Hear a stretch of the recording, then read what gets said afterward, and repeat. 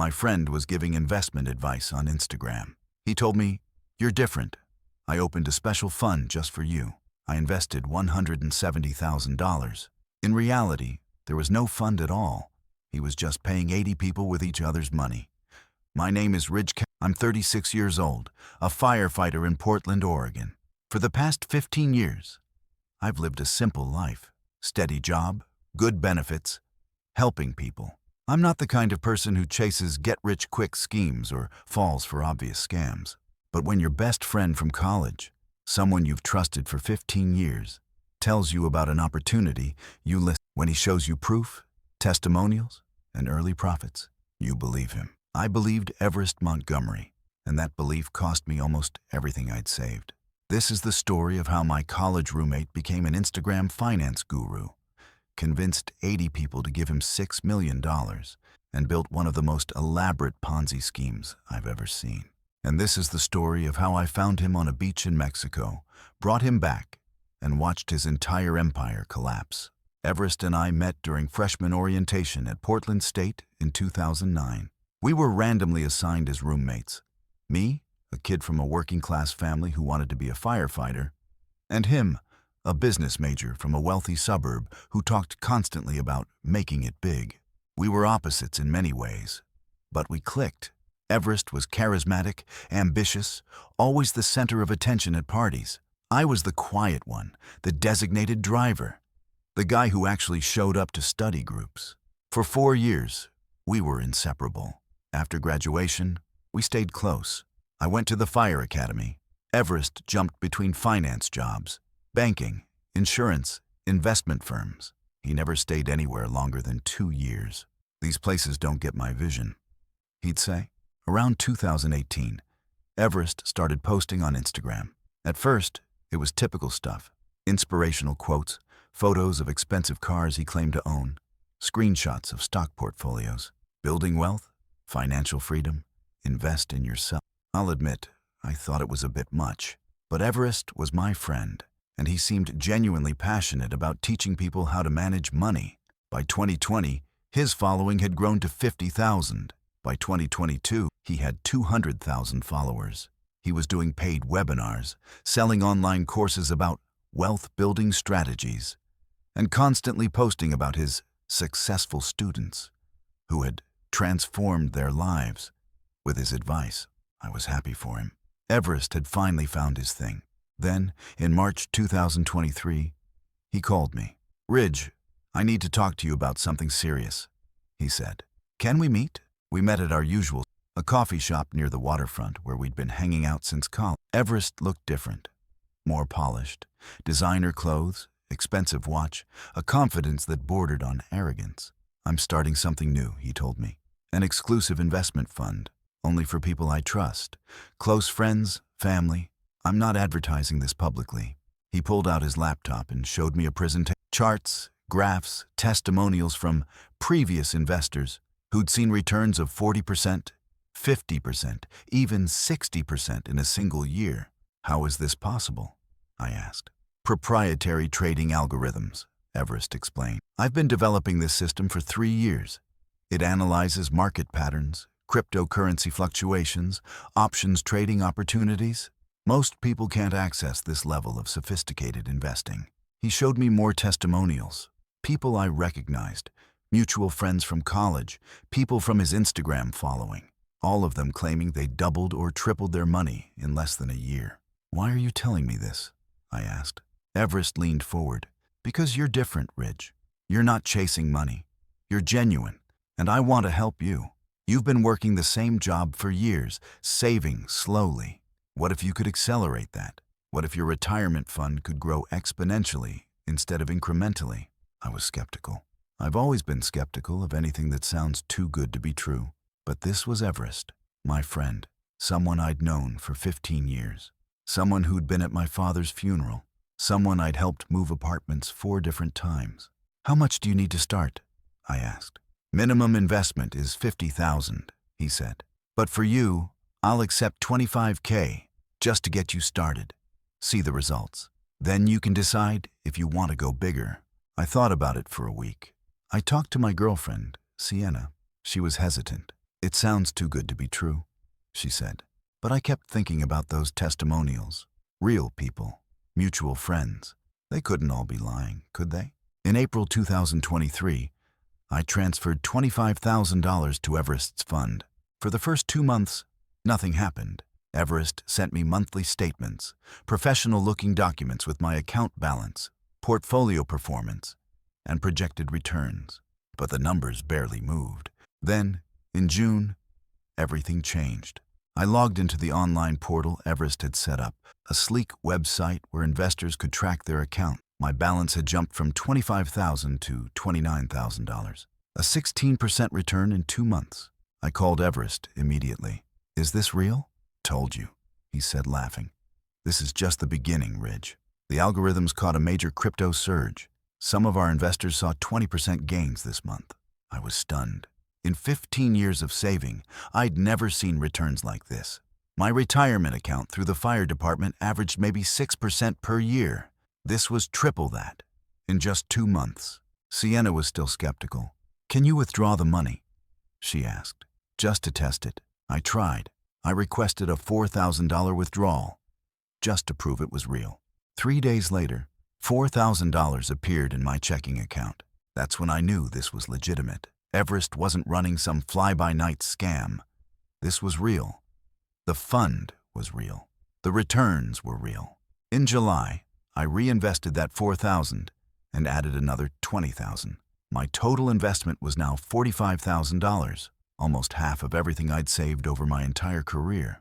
By August, my account showed $52,000. By September, it was $58,000. I was making more money from Everest's fund in 4 months than I made from my salary in an entire year.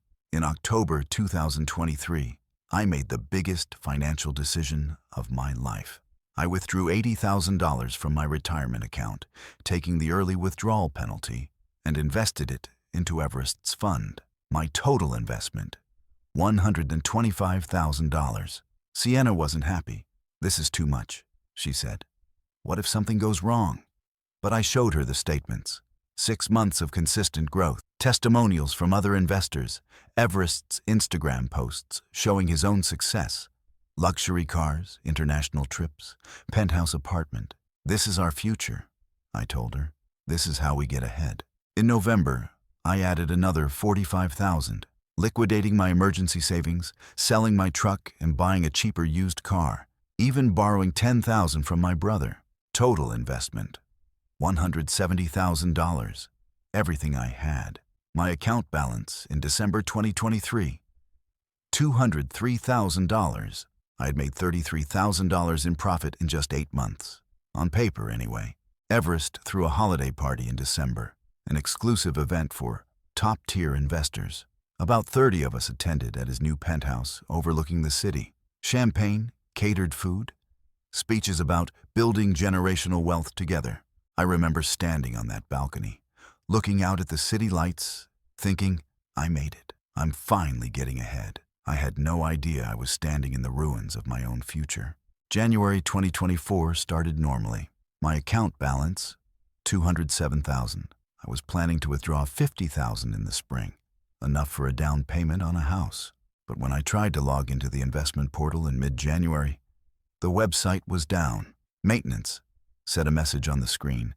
Back online within 24 hours. I texted Everest. No response. I called. Voicemail. The website stayed down for 3 days. When it finally came back online, my balance was unchanged, $207,000. But something felt off. I requested a withdrawal, just $10,000 to test the system again like I'd done in June.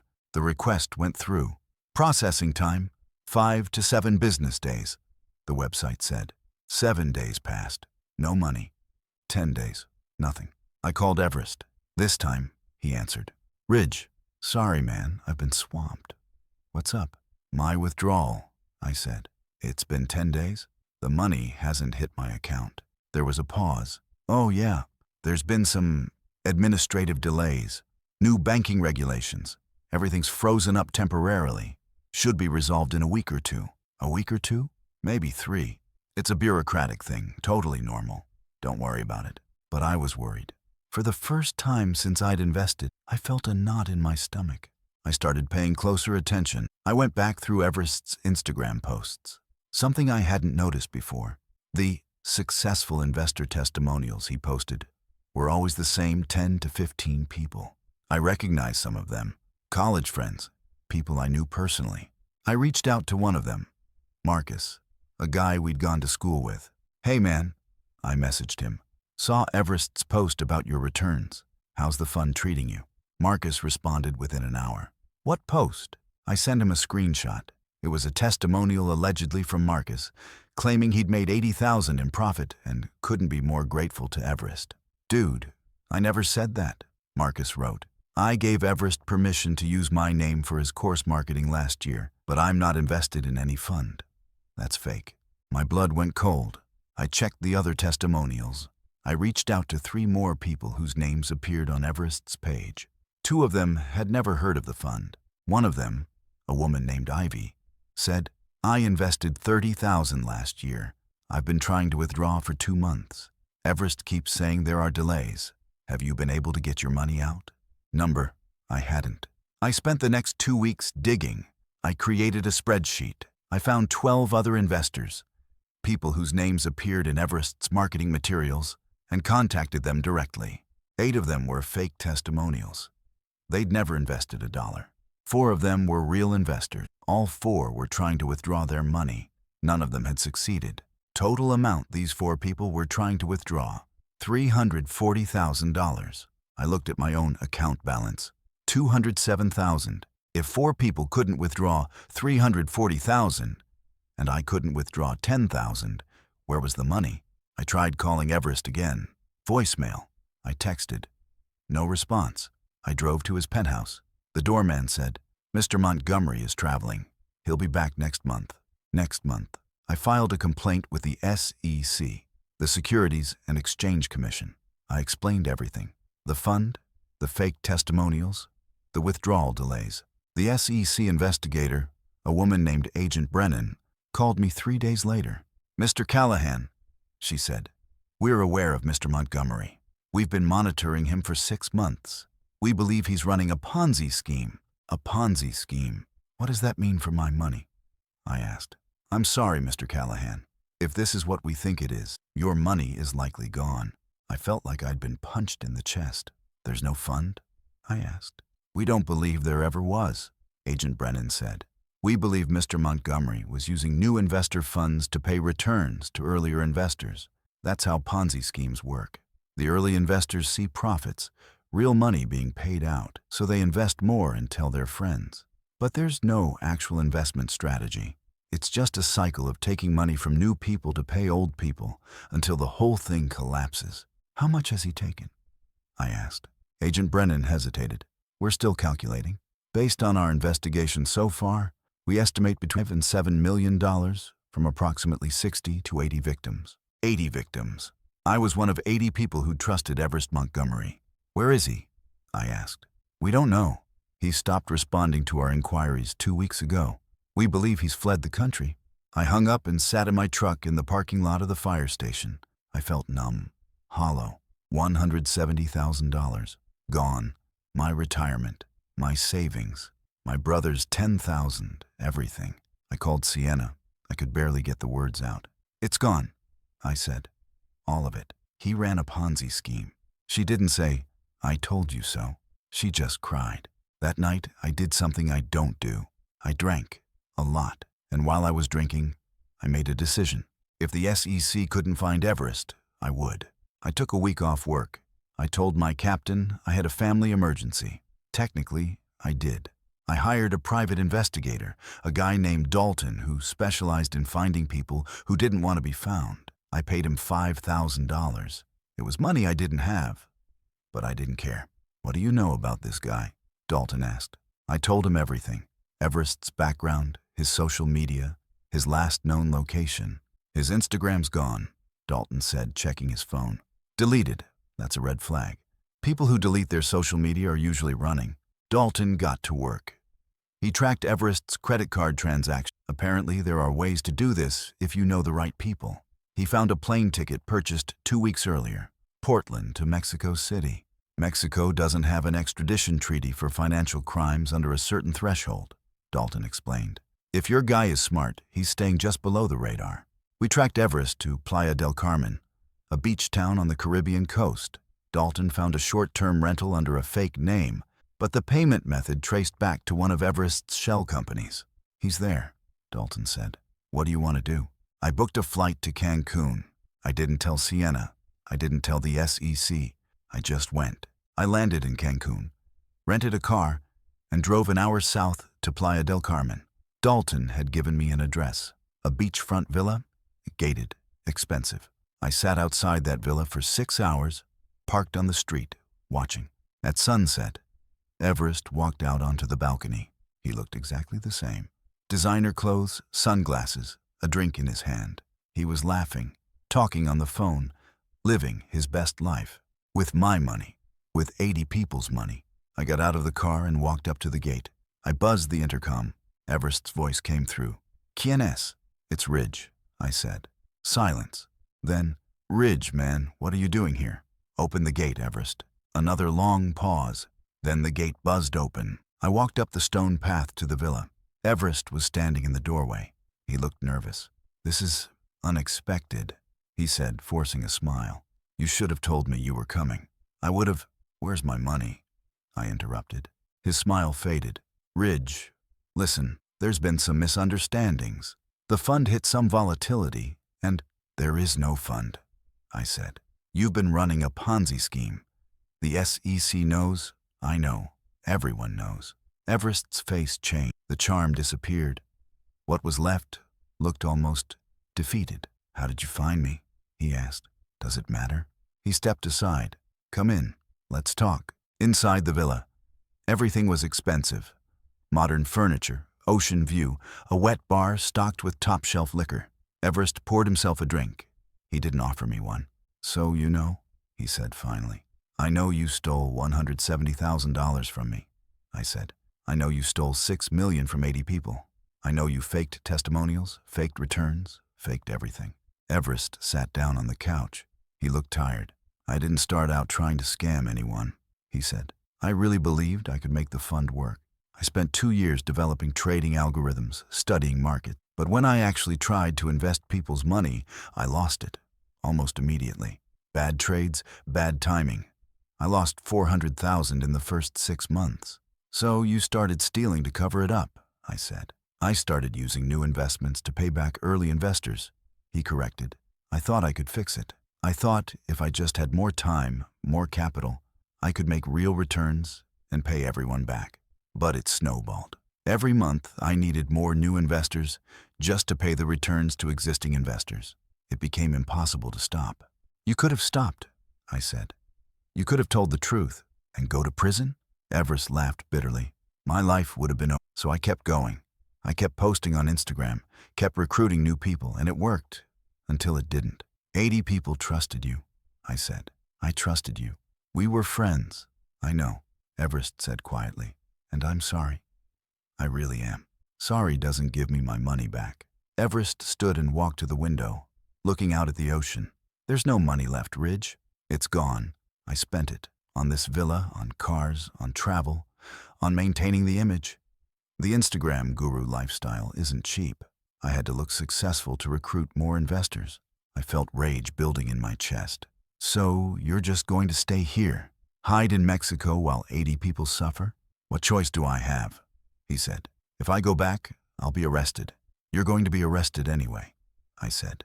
"The SEC is looking for you. So is the FBI. Mexico has an extradition treaty. You can't hide forever." Everest turned to face me. "Maybe not, but I can try." I pulled out my phone and showed him a photo I'd taken outside. His face, clearly visible on the balcony, with the villa in the background. "I'm turning you in," I said. "You wouldn't," Everest said. "We're friends." "We were friends," I corrected. "Before you stole everything I had." I left the villa and drove straight to the nearest police station. I showed them my documentation, the SEC investigation, Everest's identity, his location. The Mexican authorities contacted the FBI. Because Everest had committed wire fraud using electronic transfers to steal money, it was a federal crime. And because the amount exceeded $1 million, it was aggravated wire fraud. Mexico has a mutual legal assistance treaty with the United States. Financial crimes above a certain threshold are extraditable. It took 3 days, but Mexican federal police raided the villa. Everest was arrested on April 15, 2024. I watched from a distance as they walked him out in handcuffs. He saw me standing across the street. Our eyes met. He didn't look angry. He looked empty. The FBI flew Everest back to Portland. I flew back separately. When I landed, Agent Brennan from the SEC called me. "Mr. Callahan," she said, "thank you for your assistance in locating Mr. Montgomery. We need you to testify." I testified in front of a grand jury. I provided all my documentation, account statements, emails, text messages, the fake testimonials. Everest was charged with 47 counts of wire fraud, 12 counts of securities fraud, and 3 counts of money laundering. The trial lasted 3 weeks. Everest's lawyer tried to argue that he'd made mistakes, but hadn't intentionally defrauded anyone. The prosecution brought in 15 victims to testify. I was one of them. I told my story. I explained how Everest had used our 15-year friendship to manipulate me, how he'd faked testimonials, how he'd paid early returns with new investor money. The jury deliberated for 4 hours. Verdict: guilty on all counts. Sentencing: 20 years in federal prison. The FBI seized Everest's assets: the villa in Mexico, 2 luxury cars, designer clothes, watches, electronics, everything. They sold it all at auction. Total recovered: $1.9 million. It was divided among the 80 victims based on how much each person had lost. I had lost $170,000. I received $40,250 back. That's it. $40,000 out of $170,000. I lost $130,000. My entire retirement savings, my emergency fund, my brother's $10,000, gone. Some victims got even less. Some got nothing. They'd invested so late that there were no assets left to claim their In total, 80 people lost $6 million. We collectively recovered $1.9 million. That means $4.1 million simply vanished, spent on Everest's lifestyle, on maintaining the illusion of success. I had to start over, financially, emotionally, mentally. Sienna and I broke up 6 months later, not because she blamed me, but because the stress destroyed us. We couldn't talk about the future without the weight of what I'd lost and hanging over us. I moved into a smaller apartment. I sold most of my belongings. I picked up extra shifts at the fire station, overtime, holidays, anything to rebuild my savings. My brother forgave me for losing his $10,000, but our relationship changed. There was a distance that hadn't been there before. I stopped trusting people. When coworkers talked about investment opportunities, I shut down. When friends asked for financial help, I said no. I built walls. It took me 2 years to save $50,000, a fraction of what I'd had before Everest. But here's what I learned. Ponzi schemes work because they exploit trust. Everest didn't target strangers. He targeted friends, family, people who knew him and believed in him. That's what made it so devastating. The early returns I saw, the $33,000 in profit, weren't real. That was just my own money, plus money from new investors, being shuffled around to create the illusion of growth. The fake testimonials worked because they featured real people I knew. I didn't think to verify them, because why would my college friends lie? And the Instagram guru persona, the luxury lifestyle, the motivational posts, the success stories. It was all theater. Everest wasn't successful. He was desperate, constantly recruiting new victims to keep the scheme alive. I'm sharing this story because I want people to understand how these scams work. You think you're too smart to fall for a Ponzi scheme. I thought that too. But when someone you trust, someone you've known for 15 years, tells you about an opportunity, it's different. You want to believe them. You want your friend to succeed. And you want to succeed too. Here's what I wish I'd known.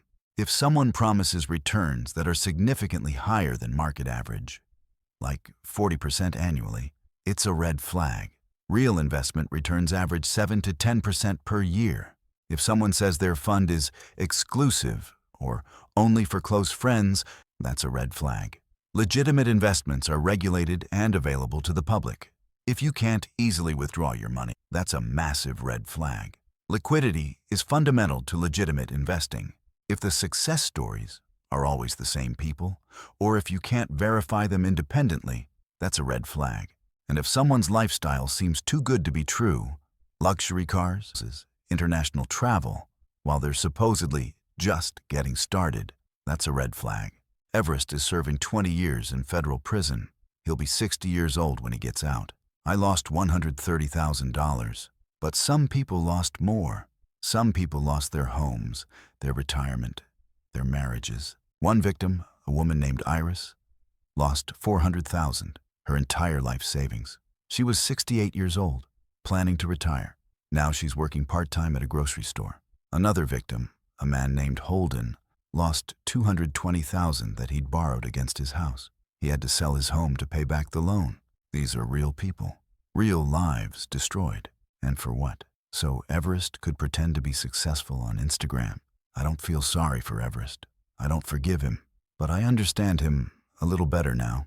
He wasn't a criminal mastermind. He was a desperate man who made a bad trade, panicked, and decided to cover it up by stealing from people who trusted him.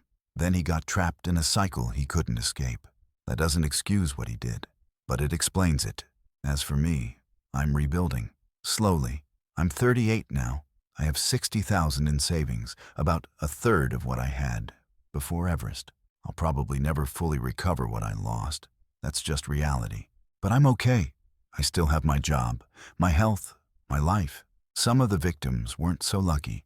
If you're reading this, or if someone is telling you this story, learn from my mistake. Don't invest money you can't afford to lose. Don't trust testimonials you can't verify. Don't let friendship cloud your judgment. And if something seems too good to be true, it is. Everest told me, "You're different. I opened a special fund just for you." He said that to 80 people. We all believed him, and we all lost.